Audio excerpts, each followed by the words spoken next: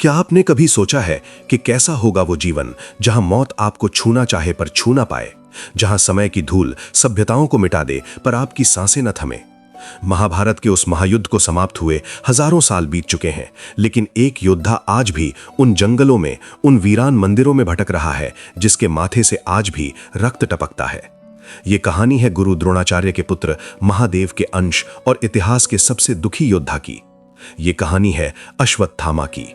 कहानी शुरू होती है द्वापर युग के उस काल से, जब महान धनुर्धर भारद्वाज के पुत्र द्रोण एक तेजस्वी पुत्र के लिए महादेव की कठोर तपस्या कर रहे थे। द्रोण महान थे पर निर्धन थे। उनकी पत्नी कृपि, जो स्वयं कृपाचार्य की बहन थी, एक ऐसे बालक को जन्म देने वाली थी जिसका भाग्य खुद काल लिखने वाला था। आकाशवाणी हुई, इसका नाम अश्वत्थामा होगा। लेकिन सबसे अद्भुत थी अश्वत्थामा के माथे पर जन्मजात लगी वो मणि। नियति का खेल देखिए, जिसके पास माथे पर ब्रह्मांड की सबसे कीमती मणि थी, उसके पास पेट भरने के लिए अनाज नहीं था। द्रोणाचार्य अपनी गरीबी के कारण अश्वत्थामा को दूध तक नहीं पिला पाते थे। एक दिन अश्वत्थामा ने अपने अमीर मित्रों को दूध पीते देखा।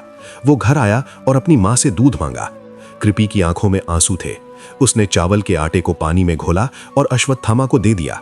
अबोध बालक उस सफेद पानी को ही दूध समझकर खुशी से नाचने लगा और कहने लगा, देखो पिताश्री, मैंने भी दूध पी लिया।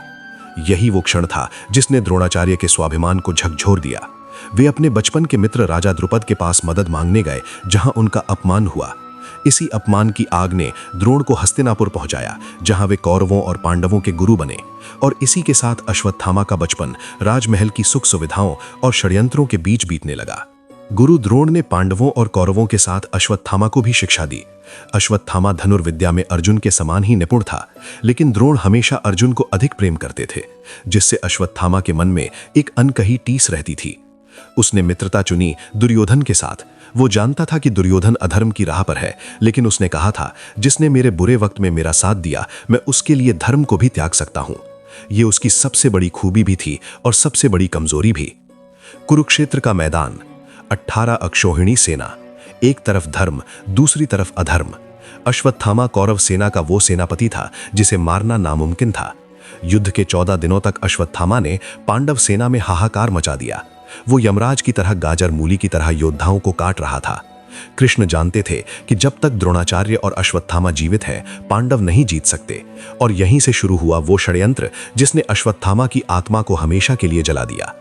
द्रोणाचार्य को परास्त करने का कोई मार्ग नहीं था। कृष्ण ने युधिष्ठिर से झूठ बुलवाया, अश्वत्थामा हतोहता। लेकिन युधिष्ठिर ने धीरे से कहा, नरो वा कुंजरो वा। द्रोण ने केवल पहला वाक्य सुना, उनके हाथों से धनुष छूट गया। पुत्र मोह में डूबे पिता ने रणभूमि में ही समाधि ले ली।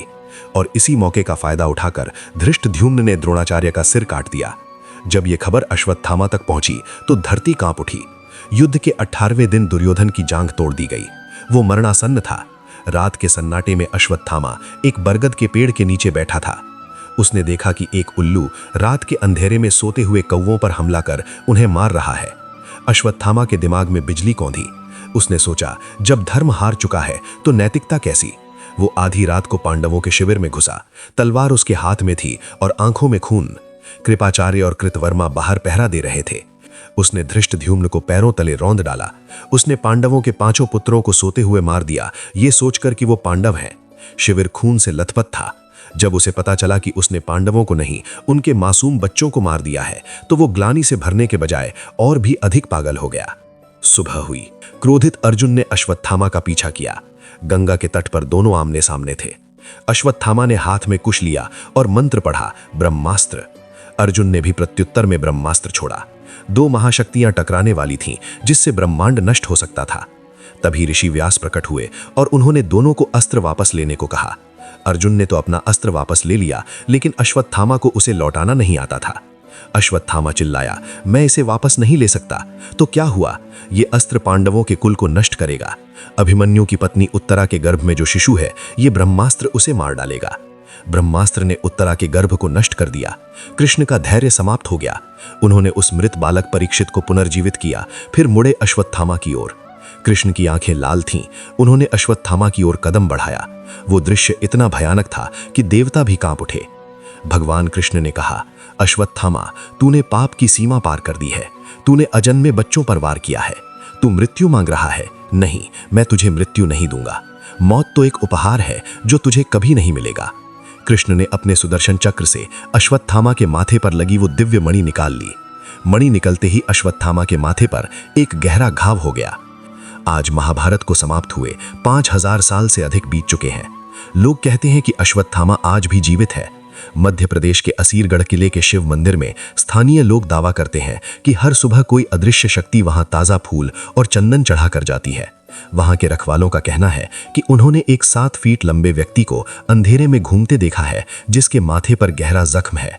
गुजरात के जंगलों में या हिमालय की गुफाओं में कई साधुओं ने दावा किया है कि उन्होंने एक ऐसे व्यक्ति को देखा है जो उनसे घाव भरने की दवा मांग रहा है। अश्वत्थामा कोई भगवान नहीं है और न ही वो कोई साधारण दानव है। वो एक जीवित चेतावनी है। वो प्रतीक है उस प्रतिशोध का जो इंसान को अंधा कर देता है। वो प्रतीक है उस अहंकार का जो भगवान को भी चुनौती देने की भूल कर बैठता है। आज भी जब रात के सन्नाटे में हवाएं तेज चलती हैं तो लोग कहते हैं कि वो अश्वत्थामा की आहें हैं। वो भटक रहा है अपनी मुक्ति की तलाश में, जो उसे शायद तब तक नहीं मिलेगी जब तक ये सृष्टि दोबारा शून्य नहीं हो जाती। क्रोध क्षणिक होता है पर उसके परिणाम युगों युगों तक भुगतने पड़ते हैं। अश्वत्थामा की अमरता उसका वरदान नहीं, उसका सबसे बड़ा दंड है। दोस्तों, क्या आपको भी लगता है कि अश्वत्थामा आज भी हमारे बीच कहीं मौजूद है? क्या असीरगढ़ के उस मंदिर की कहानियां सच हैं? अपनी राय हमें कमेंट बॉक्स में जरूर बताएं। अगर आपको ये कहानी दिल को छू गई हो तो इस वीडियो को लाइक करें और हमारे चैनल को सब्सक्राइब करें। धन्यवाद।